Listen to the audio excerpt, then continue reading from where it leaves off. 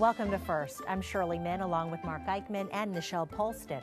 5 years ago, the Delaware Children's Museum opened with much hope and fanfare. And much of that fanfare has died down, but the hope remains. The hope for the libraries of the future is that they will combine new technology with traditional uses. How a state-of-the-art 3D printer may just bring those goals to life. Mark, the goal of the Urban Bike Project is the hands-on ability to tinker with fixing bicycles. But there are some much bigger lessons to be learned as well. Rob Torno offers a wide variety of cartoons this week. It's all coming up on First, your public media news magazine, and it starts right now.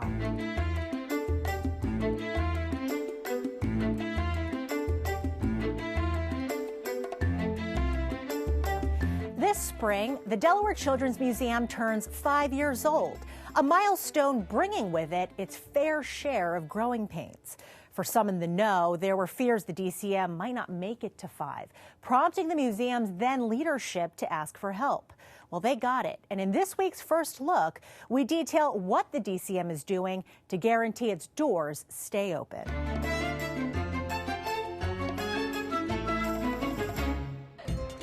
The new 600-pound touch tank aquarium with sharks, stingrays, and starfish, as well as this new pirate ship and farm stand, are just a few of the new additions to the science-themed Delaware Children's Museum. We're always looking for ways that we can grab your attention, provide the educational wow, and keep on learning, keep on growing, keep on changing. Director of Education Jen Bush worked at the Please Touch Museum in Philadelphia for 10 years before coming on board at the DCM 3.5 years ago. We've done art installations here. We do daily programming. We do workshops all around careers. We've added things to our exhibits. We've added different installations. Like a new play area where kids can learn using their 5 senses, even an Etch-a-Sketch art installation. We talk a lot about layering the experience, so we're always trying to provide different layers for wherever you are on your learning journey. The museum has also expanded its hours and dropped the price of admission to $8.75, down from $12 for anyone over the age of 1. The changes come as the museum works to right itself after a tough couple of years. After opening in April 2010, revenues and attendance continued to slip in years 2 and 3. The museum's former executive director left around the summer of 2013, and not long after, the DCM's board asked for help. They came to us and talked to us and said, look, we're having some challenges, but everybody had challenges. You went through the worst recession we've had in forever, and so some of the limitations that they had in raising money and operating it efficiently didn't really show up until about the 3rd year of operations. Mike Perzicki is the executive director of the Riverfront Development Corporation. The RDC manages properties along the riverfront like the Chase Center, the new skating rink, and now the DCM.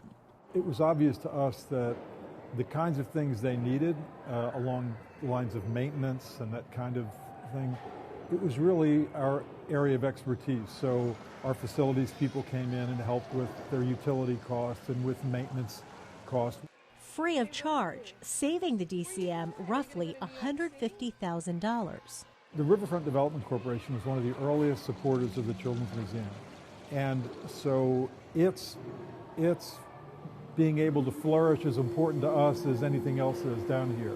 The RDC's deputy director, Megan McGlinchey, also came on board as the museum's director of operations. I don't think there was anything that when we came in, we saw and said, oh, this is where they made their mistake. Typically, museums experience a boom in year 1, with an overall dip or leveling off in year 2. McGlinchey describes the DCM model as fairly efficient, but needed some tweaks. In addition to the $150,000 the RDC agreement saves the museum, McGlinchey cut expenses by 20%, whittling the museum's $1.5 million budget down to $1.2 million. We've expanded our hours, we've added new exhibits, we've changed our pricing structure. So we really anticipate that revenues will increase, but I think on the expense side, we are really trying to stay right at that 1.2 so that, we find that sustainability. A plan McGlinchey hopes will keep the DCM a mainstay at the riverfront for a long time to come. The DCM reduced its pricing in September, and McGlinchey says from that time through December, the DCM saw 2,000 more visitors compared with the same time period the year before, when admission was $12. Now, once the museum achieves financial stability, McGlinchey says it'll be up to the DCM and the RDC's boards to decide whether the management agreement stays in place. So, Shirley, does the DCM have any plans to bring on an executive director anytime soon? Well, RDC Chief Mike Perzicki said that was a point of contention among the museum board members. Some members wanted to hire a new executive director first thing, while others, including Perzicki, felt that they needed to stabilize the museum first before bringing anyone on. Now, obviously, we know who won that debate, but he did tell me that they do plan to name a new leader in the future. So Riverfront Development Corporation investing in the DCM. They're building a miniature golf course behind the museum. They've built an ice rink at the riverfront, really kind of making it a family hub. There's definitely a family theme going, and McGlinchey says that there's a tremendous need for families to have fun things to do, fun places to go. And speaking as a mom in Delaware, I completely agree with that. There is this untapped market. Absolutely. And you can be sure we'll continue to follow developments at the Delaware Children's Museum. You can read about them at newsworks.org/Delaware. After those visitors finish at the DCM, maybe they'll head to their local library. T.S. Eliot once called the existence of libraries the best evidence that we may yet have hope for the future of man. That future is on display at Inspiration Spaces inside a handful of Delaware libraries. It's not only living up to its name, it definitely feels like the future has arrived.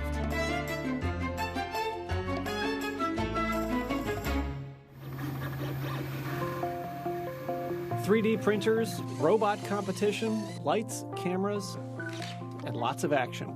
Today's Delaware Library is much more than a place to find books. They're a place to be inspired. And really just helping people push them from where they're at to maybe what they dream of or what they're thinking of, and really helping them wherever they want to go.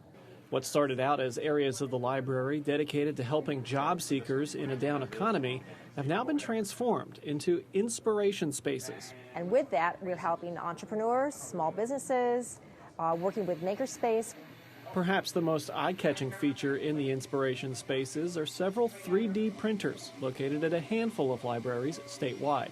Right behind me we have a MakerBot Replicator 2. And this is the one that lives here at Wilmington.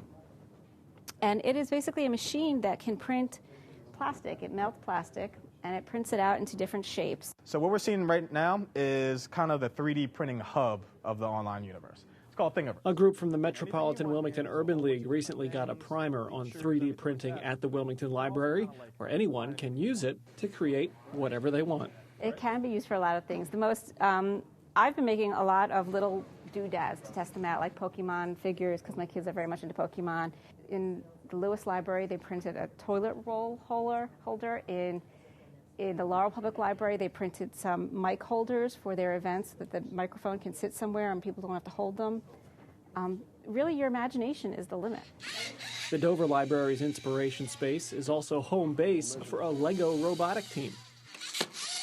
You have to think about programming your robot, whether to push something, pull something, lift something, carry something. This year, they have to throw something. The library in Dover also uses the Minecraft computer game to teach things like math, geography, and more. The really cool thing about the Minecraft that we have, it's called Minecraft EDU. So it's an education base where we can log in as teachers and monitor them. We can do challenges. You can put math blocks in there where they have to solve problems. There are computers available with programs like Photoshop and other software, even drawing tablets for artists. We have actually a green screen here, and several of the libraries do, with cameras that a person can actually use here at the library to take pictures of or videos of. And we have very expensive editing software. We have some other technology like a camera, drawing tablets. We have some robots that they can play around with simple block programming. We have a little device called a Makey, where they can do different things with electronics. The goal of the library's inspiration space, to help residents develop new skills in creative areas while in a community setting. There's a lot of community help and effort, and even in the rows we have here, the people next door to each other helping each other with things. So that's what we're pushing, is We're a community in this small state. We can help each other. We have the inspiration space located specifically in three public libraries in Delaware, but I really think of all the libraries as maker spaces. And the whole, even though there is this one room in the Wilmington Public Library that's an IS or inspiration space, the whole library is where making happens. This plastic gear was printed at the Wilmington Library and has a full range of motion. The printers are still in the early stages of their development with lots of room for improvement in the near future. Library leaders hope to expand locations for 3D printers at more libraries in the state. They cost about $2,000 apiece. Coming up on First, building a bike that also builds a sense of pride. First reports on the Urban Bike Project in Wilmington. And later on First Experience, an artist who can take a gourd and give it a personality. It's very clever and very impressive.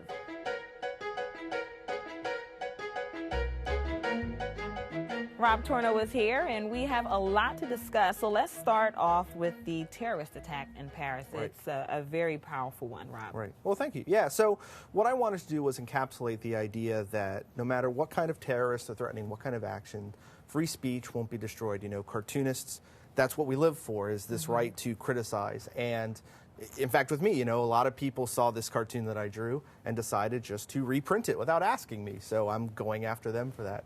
You know, free speech is important, copyrights are important, and one of the things that's powerful about this whole issue is Charlie Hebdo, the magazine in Paris, published an issue this week.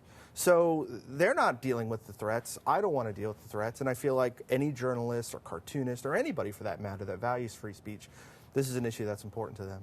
Were you surprised that others liked your cartoon so much that they did decide to print it? Yeah, I mean, it's always gratifying, right? Like when someone appreciates your work or likes your work, and they never really know as a cartoonist. You know, the ones that I get the most hate for are the ones that I never think I'm going to get the most hate for. Okay. So it's cool. It's gratifying. Yeah. Okay, well, let's bring it home a bit and talk about Mayor Williams. That's your next cartoon. Right. You have him.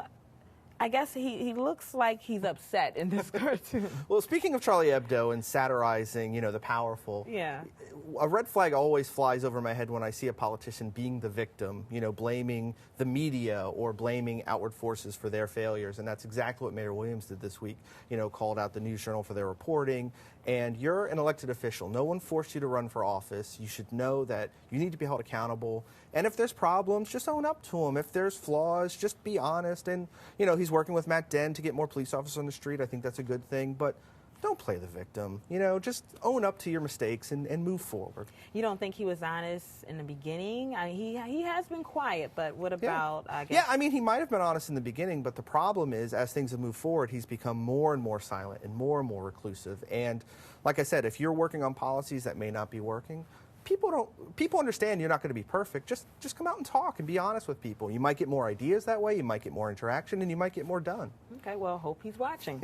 All right, my favorite cartoon is your next one, New Jersey Governor Chris Christie. A favorite target of mine. Exactly, but he doesn't mind, I'm sure. I'm sure. Okay, so tell me a little about that one. Yeah, so Governor Christie is famously a fan of the Cowboys. How he became a fan of the Cowboys growing up in North Jersey, I don't know.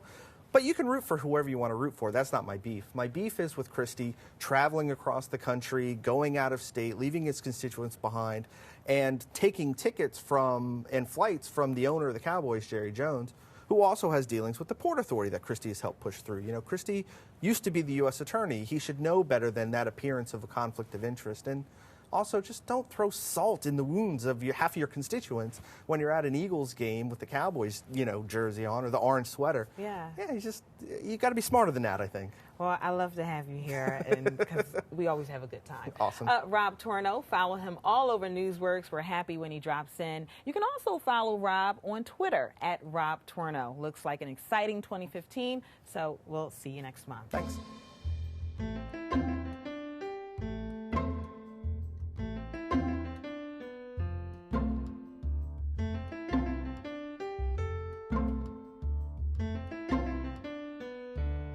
We want to direct your attention to the web home for First, WHYY.org/First. This show is up there now. Surf around and look at past shows too. Also, sign up for our e-newsletter. It's a great way to see what's coming up on First.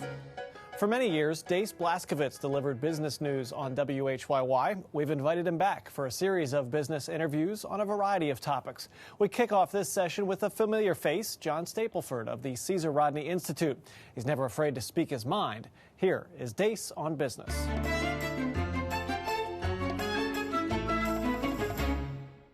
There are only 13 states that carry a AAA credit rating, and one of those is Delaware.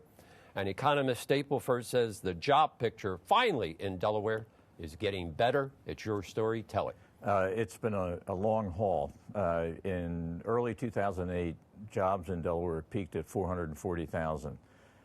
2 years later, by 2010, it was down to 410,000. That's a lot of jobs lost. Just within the last 2 or 3 months, we've reached the 440,000 mark again. The jobs that were lost originally were construction and manufacturing. They haven't returned. The jobs that we've gained have been in financial services, leisure and hospitality, and temp help jobs. And so as a result of that, the average wage is rising much more slowly than it did prior to the recession. And we have about 28,000 people unemployed compared to 15,000 people unemployed before the recession. So the job market is recovering, which is great, but it's not totally good news. All right, let's jump to the other side. Let's talk about what perhaps the state of Delaware could be doing better. Citing higher taxes, the widely followed business-friendly Cato Institute recently downgraded the Markell administration's rating, moving it from a D down to an F. And the numbers suggest Delaware needs to maybe rethink public policy. Money always flows to where it's treated the best. 25 states have adopted right-to-work laws. Generally speaking, jobs have followed, but Delaware is not a right-to-work state. And there's an increasing body of evidence that suggests public education is the key ingredient to economic development.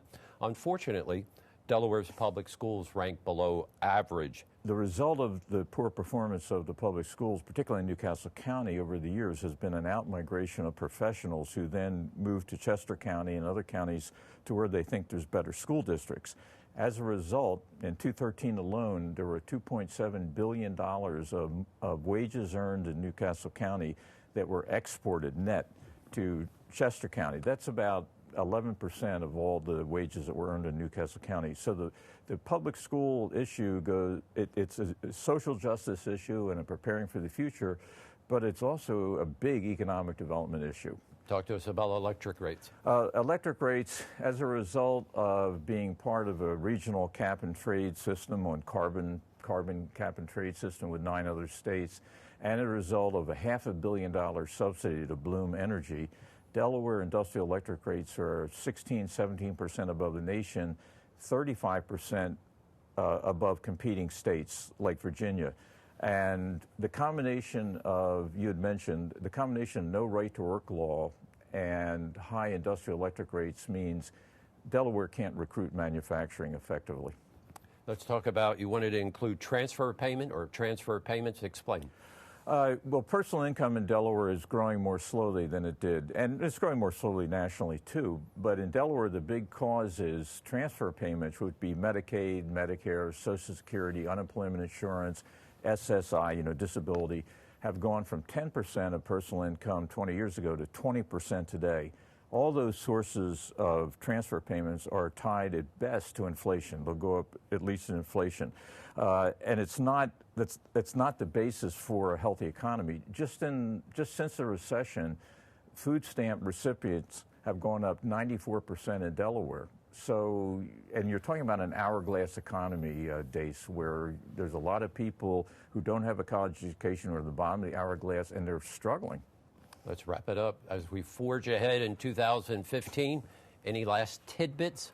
Seeing Delaware spiral down over the last 10 years has been very, very painful. And they're mostly self-inflicted wounds. In other words, it's not an outside force imposing itself on Delaware. So we need to address the schools. We need to address the major tax. We've had increases in 5 major taxes. We need to address the electric rates and perhaps the right-to-work law. If we could turn ourselves around if we had the desire. Thank you, John Stapleford. Appreciate the insights. Back to you. A long-standing staple in the community is giving some young people in Wilmington a hands-on opportunity of a lifetime that allows them to take a look at bicycles in a whole new light.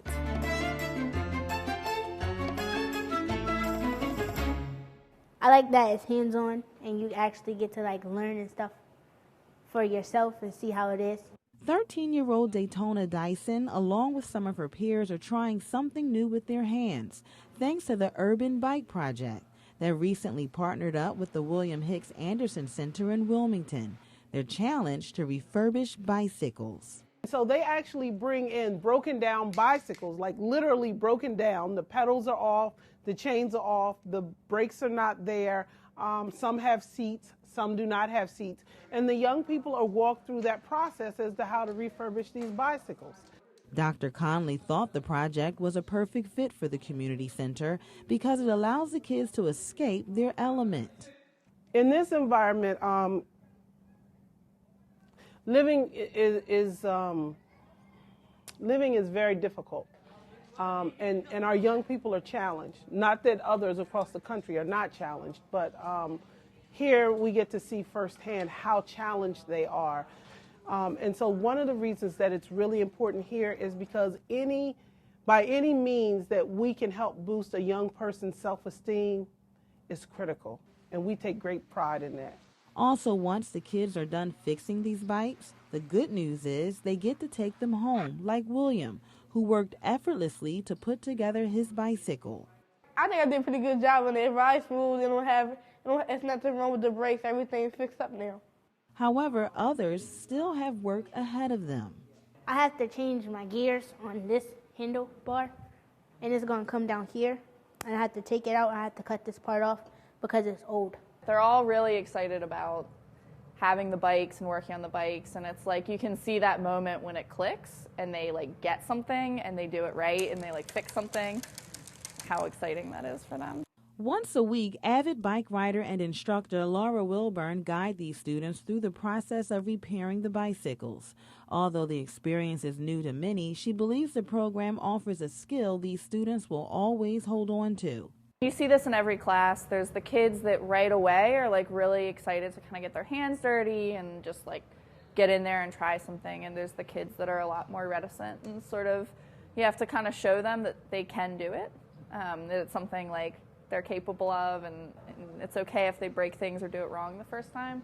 As for the future of the program here at the community center, Dr. Conley hopes to have the Urban Bike Project back in the spring and maybe offer a biking opportunity where participants get out and pedal through some bike-friendly areas. It will reinforce not just the listening skills and using your hands and your attention span, but it also breathes life into our bodies, and that for the young people so that they can exercise and open up their lungs, breathe, take deep breaths and all of that. And there's a certain level of satisfaction that you get from building your own and being able to use your own for yourself. The Urban Bike Project has a steady stream of donations coming in, but could always use more small mountain bikes for children 8 to 13 years old. Those bikes would especially benefit children in the Earn a Bike program like the one at the William Hicks Anderson Community Center. So if you want to learn more about the program, go to urbanbikeproject.com.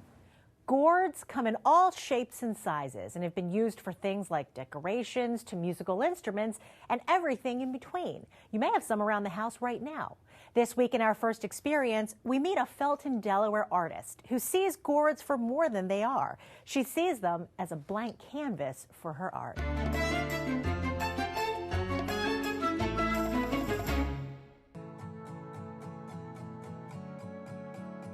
Well, I've always been interested in art, and ever since I was a child, but I've not really had any professional art training. I'm self-taught.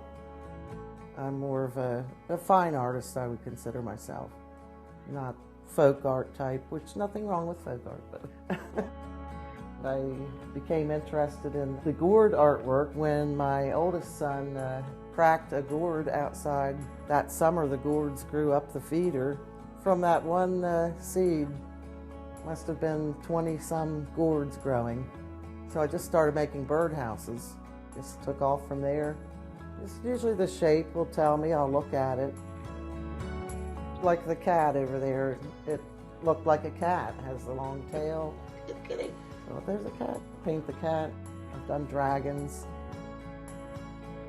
We grew up in this Victorian, it was a large house. It had 2 kitchens actually. But I painted this for my mother. In the back I put the whole family.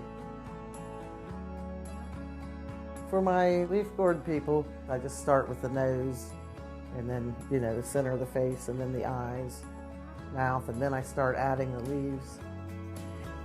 For cat or something, I will sketch the eyes, the nose, the mouth, just to make sure I get them in the right place and try to keep them the right size. People are always asking, why don't I paint on a canvas? And I've tried that, but I don't like that. I like 3-dimensional. I like to hold it, and I like the creativity of it. Instead of a flat surface, I have a shape to work with. Normally I say you'd have to see it to believe it, because if I try to explain to somebody, they kind of wrinkle their face up and what do you mean, gourd? Just wouldn't understand if I tried to tell you exactly what it would look like when I get done with it. I think the sculpting I really like more than the painting, but I like to paint it and see what it looks like when it's done. I think it does make a lot of people happy and smile to see that this was once a seed at one point and it grew into a gourd and now it's a piece of art. It does make me feel good that they appreciate what I've done, and I enjoy, of course, selling and having people look at things and compliment me, and makes me want to keep doing it more. A lot of people will look at something I've done and they'll laugh or just smile. It makes people happy. So most of my pieces have happy faces too. In case you were wondering, gourds are from the same family as pumpkins, cucumbers, and squash. You can find Sarah's work at the Rehoboth Art League and at Beyond Dimensions in Dover. It's worth the visit. Coming up next week on First, the State of State address from Governor Jack Markell. We'll have more reaction to the speech. Plus, First updates the Affordable Care Act and its impact on Delaware. Ilana Gordon from the WHYY Health and Science Desk and The Pulse will report. That is First for this week. We thank you for watching. As Nichelle mentioned, the State of the State address is Thursday. That means we will broadcast the speech in its entirety at 7:30 p.m. Thursday the 22nd. Then join us beginning Friday night for our regular First broadcast. For Shirley Min and Nichelle Polston, I'm Mark Eichman. Have a great week.